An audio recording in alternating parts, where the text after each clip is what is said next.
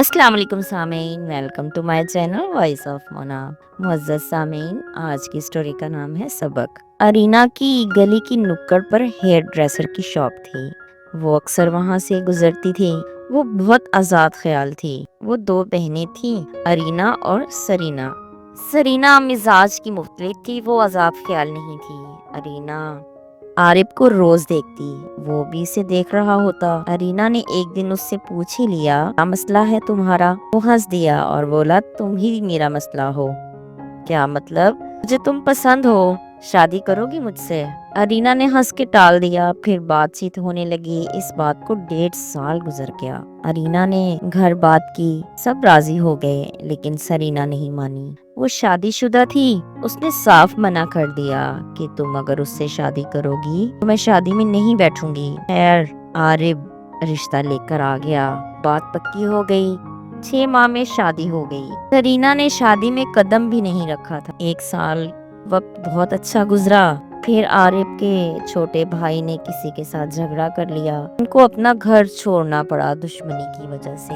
دوسرے شہر جانا پڑا۔ سب خوار ہو چکے تھے۔ ارینا بھی ساتھ ہی تھی۔ عارف کا کام بھی بند ہو گیا۔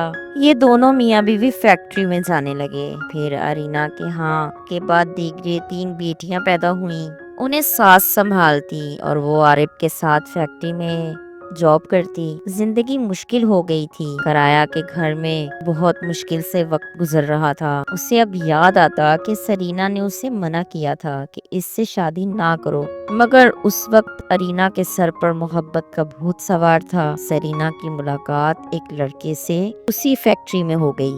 سرینا کی اس سے دوستی ہو گئی۔ وہ بھی انگیج تھا۔ اس کی منگنی ہو چکی تھی۔ وہ بھی دھوکے باز انسان تھا، اپنی منگیتر کو بھی دھوکا دے رہا تھا۔ اس کی منگیتر نے اس کی ٹک ٹاک ارینا کے ساتھ دیکھ لی۔ اس نے اپنے گھر بتا دیا۔ وہ دھوکے باز ہے۔ اس وجہ سے ارینا کو پتا چلا کہ اس لڑکے کی منگنی ٹوٹ گئی ہے۔ وہ خوش ہو گئی۔ ارینا نے اپنے بازو پر اس کا نام لکھوا لیا تھا۔ تو اس کے شوہر نے دیکھ لیا اور اسے خوب پیٹا اور گھر سے باہر نکلنا ہی بند کر دیا۔